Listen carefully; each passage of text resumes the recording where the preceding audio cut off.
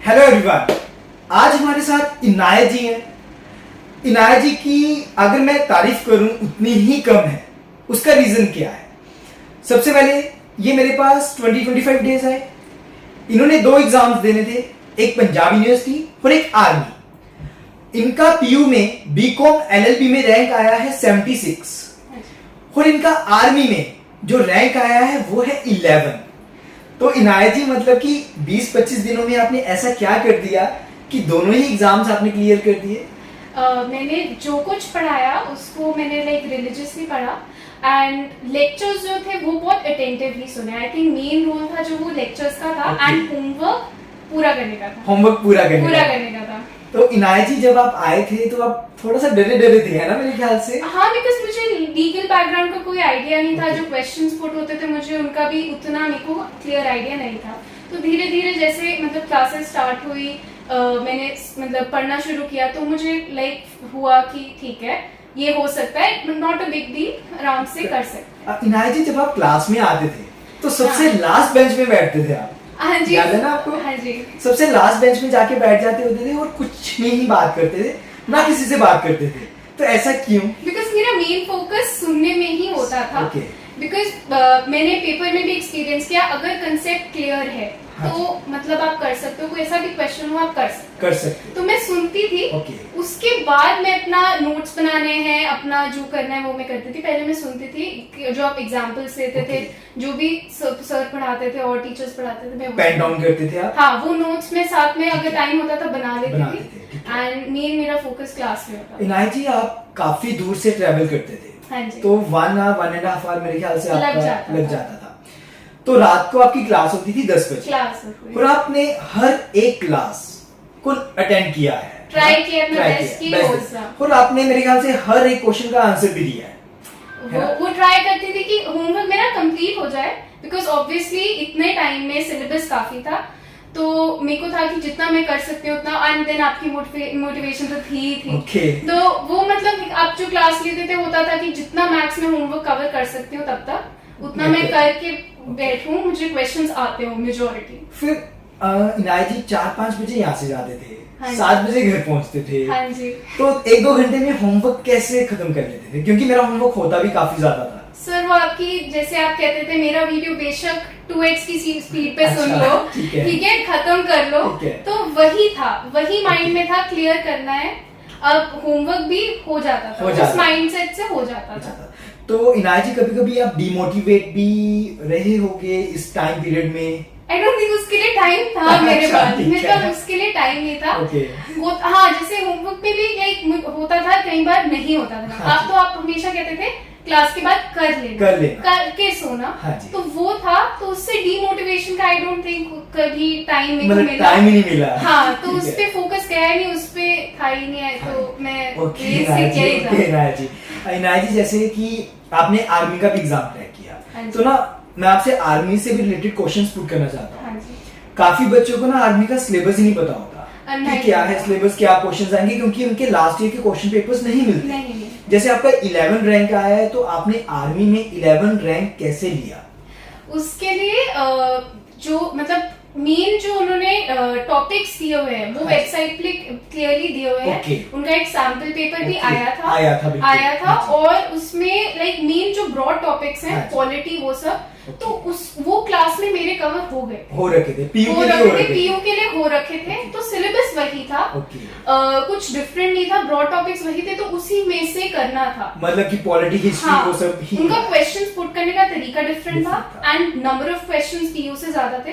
200 questions थे, but luckily वहाँ negative marking नहीं थी। तो नेगेटिव मार्किंग नहीं थी एंड उससे क्या होता है, मतलब you have the option of attempting all the questions.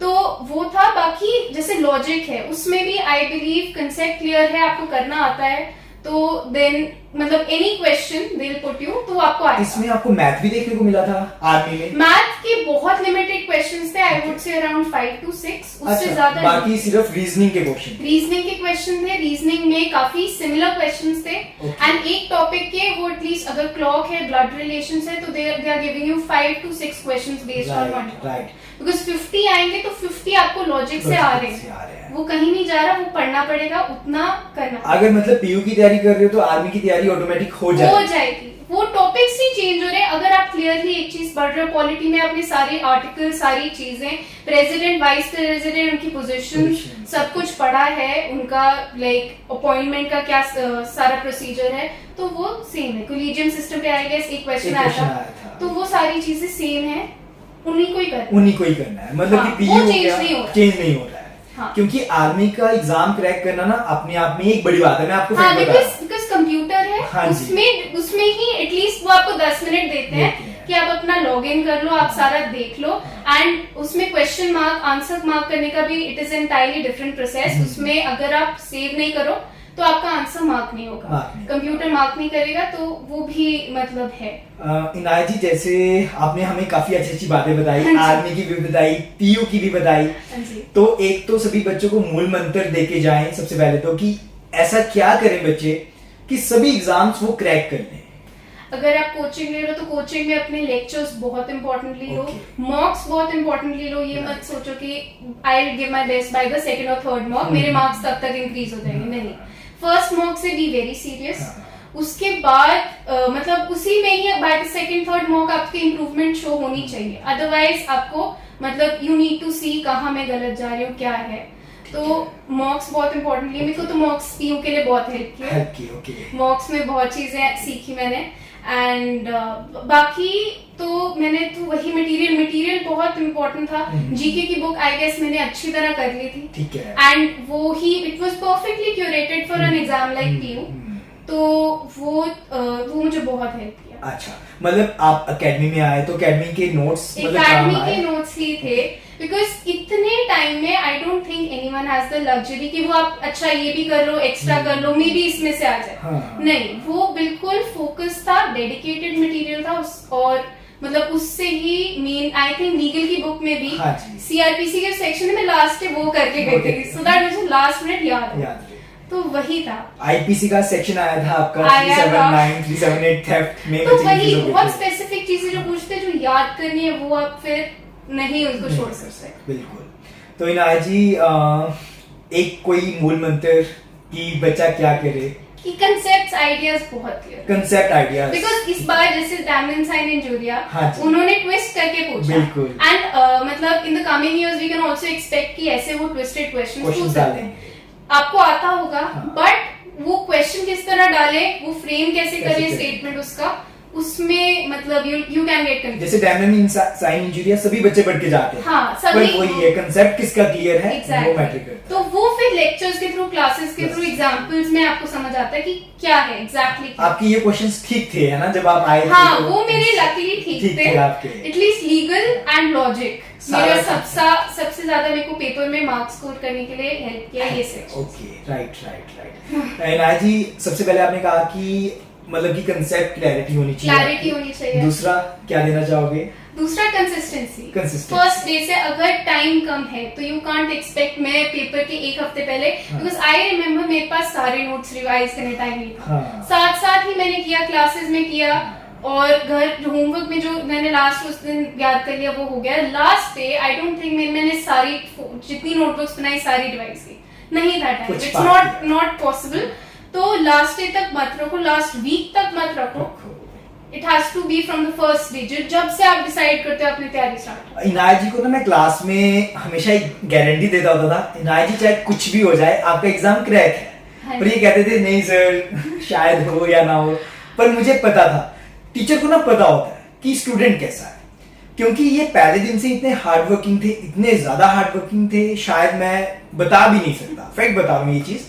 तभी इनका रैंक आया, 20-25 डेज में इन्होंने 2 एग्जाम्स को क्रैक किया, आर्मी में भी ये इनका एडमिशन हो रहा है और पीयू में भी हो रहा है, और अच्छा रैंक आया है। 47 और 11 रैंक लेके आना अपने आप में एक बड़ी बात है ना। तो ये अच्छी बात है इनायत जी की। इनायत जी, बड़ा अच्छा लगा आप आए है ना हमारे पास, आपने बच्चों की काफी मेरे ख्याल से हेल्प इस वीडियो से इनको मिलेगी, क्योंकि आर्मी का ना कोई इतना बच्चा नहीं बताता। और हाँ, एक दिन मैं आपको स्पेशल बुलाऊंगा आर्मी की वीडियो बनाने के लिए कि आप आर्मी का हर एक चीज बच्चों को बता पाए, क्योंकि आर्मी जो बच्चा आर्मी का एग्जाम देता है ना वो ज्यादा अच्छे से गाइड कर सकता है, मेरे ख्याल से ये चीज है ना। तो thank you Aaya ji, thank you so much, thank you everyone, thank you.